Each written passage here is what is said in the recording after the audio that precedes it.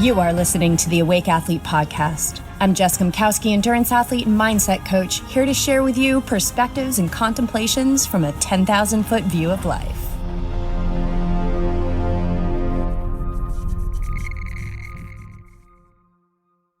Hey everyone, thanks so much for joining me for another episode of the Awake Athlete Podcast. It truly is such a challenge, such a joy, so effortless, and so empowering to share this podcast with you, because I would say 9 out of 10 times I get to scale the wall of resistance before I hit record. And that's just the mind. That's just how it works. And I remember my yoga mentor, Philip, said once that the mind is like a constant Google search, right? It's like constantly got the little hourglass up there. I think that's so outdated, but if you are as old as me, you remember the little hourglass, and it's always just searching. And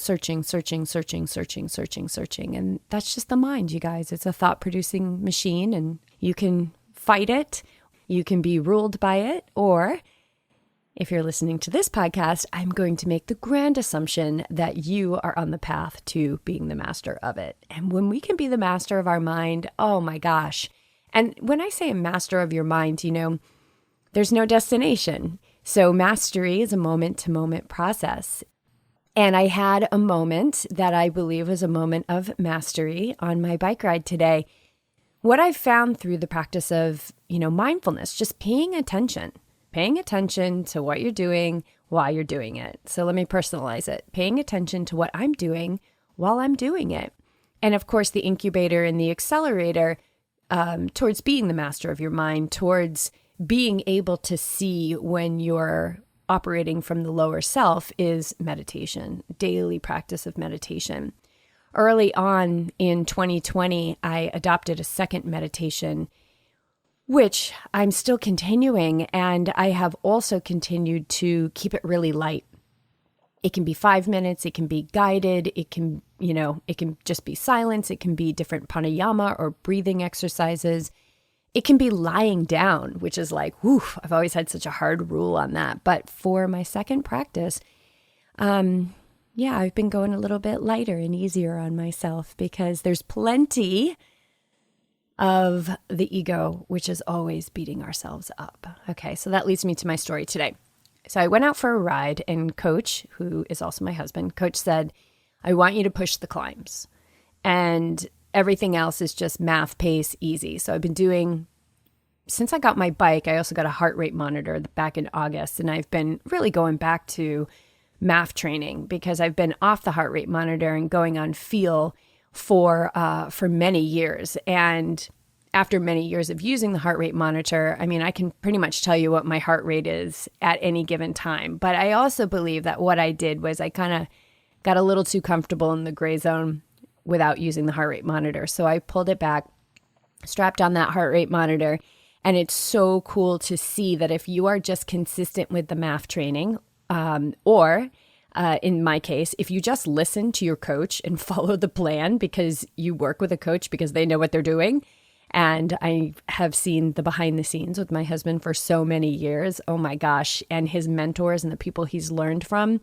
So I just trust. I trust. Yeah, I fight for my limitations sometimes. Yeah, I go out and run too soon after, taking time off for a niggle in the body. I do all those things. And that's all operation from the lower self. So today's plan was push the climbs. And there is a lot of climbing around me here in Carlsbad, and I was going to go east and then end up along the coast and then cruise back home. So the rest of the ride was just going to be Z2 or even recovery. So just easy, like no pressure. And so I'm going and climbing, I'm pushing the climbs and going easy and looking around. And it's an amazing day. I'm just really in this, experiencing a lot of gratitude for my able body, for the beautiful sun, always looking for reasons to feel grateful in my life. That is such a powerful feeling to move from, is gratitude. It's the highest state of receiving. So I crossed through this busy intersection, which is at the top of a hill, which I've just push this climb. It came to a red light, and then the light turned green, and I started to go, and I just was like, I started to like hammer it, and I'm like hammering, but I'm not even noticing it at this point. But what I do notice is this voice in my head that goes, "What are you doing? What are you doing?" And that interrupted this automatic pilot I was in. And when I noticed what I was doing, I was going too hard on a section that I didn't need to go too hard on. And I was feeling like an impatience, an anxiousness. And I was like, what am I doing? So I slowed down a little bit, and this impatience, this like, I have to get it, I need to go faster here, was really what the thought was behind that, was I need to go faster here. I'm not going fast enough. So then I did something that I love to do, is what is the thought behind the thought? I love the thought behind the thought, which is really another way of saying, what do I need to believe in order to feel this way? What do I need to believe? What is the thought behind the thought? Because the thought itself, think about the thought as just kind of like the surface, and there's always something underneath it. There's history there that's fueling that thought.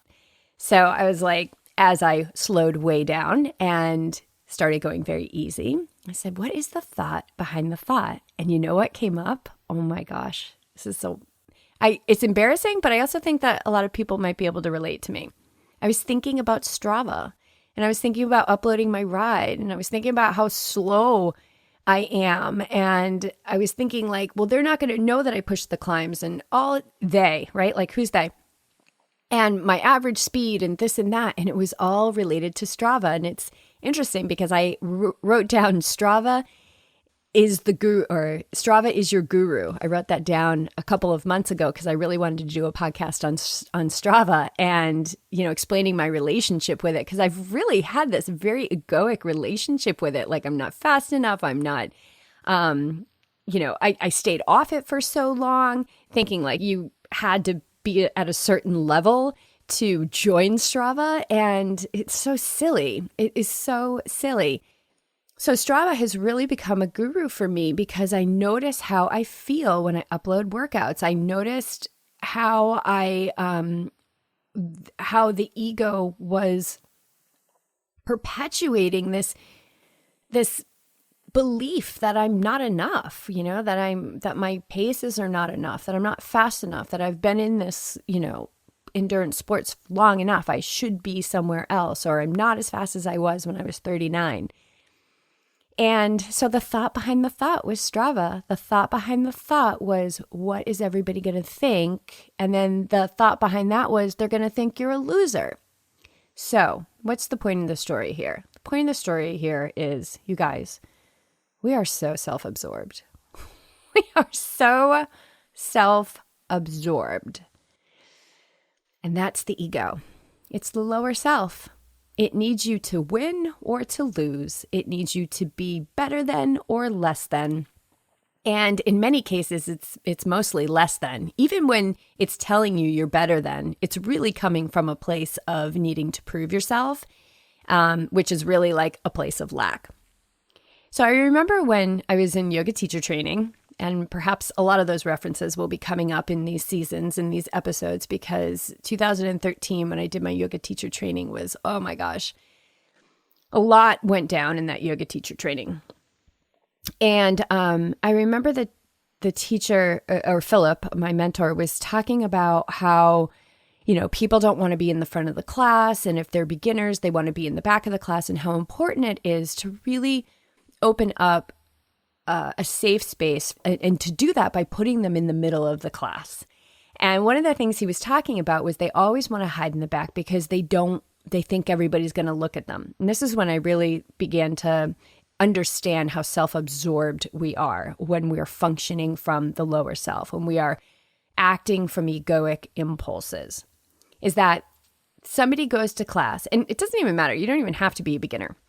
I used to do this as a teacher. I would go to class. I would get somewhere in the room, And I would watch all the egoic impulses and thoughts about how everybody was watching me.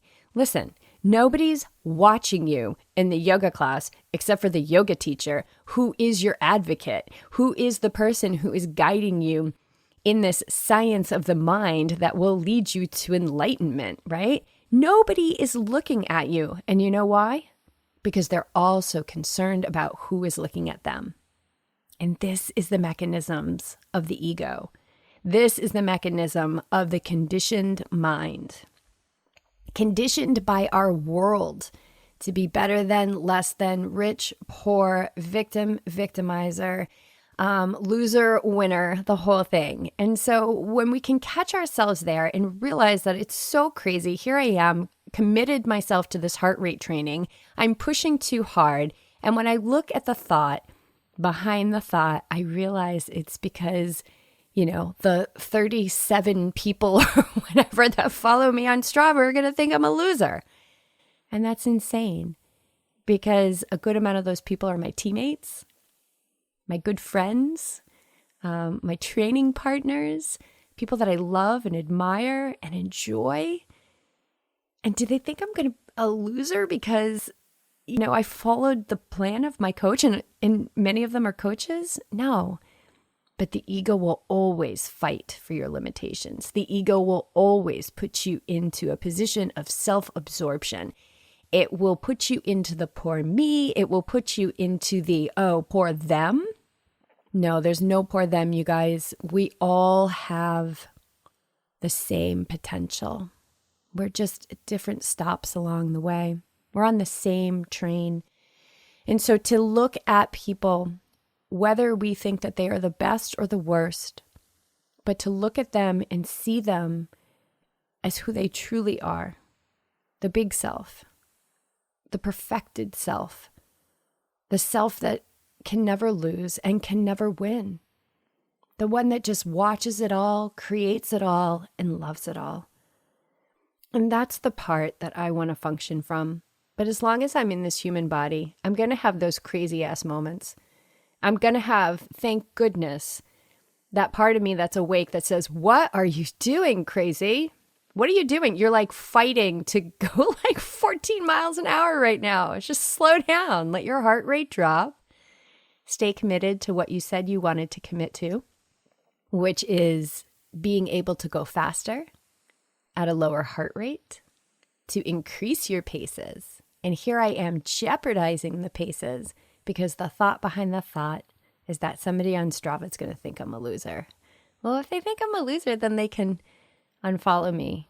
But chances are everything that I experienced on that ride today was all a drama show of the ego and nothing more.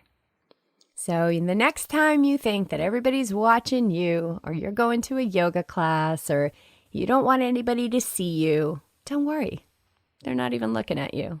They are so concerned about everybody looking at them. Peace out, peeps. I hope you enjoyed that episode, and I hope you catch yourself in these egoic moments because they're crazy. And we got to laugh and we got to smile because remember, that ego is not our enemy.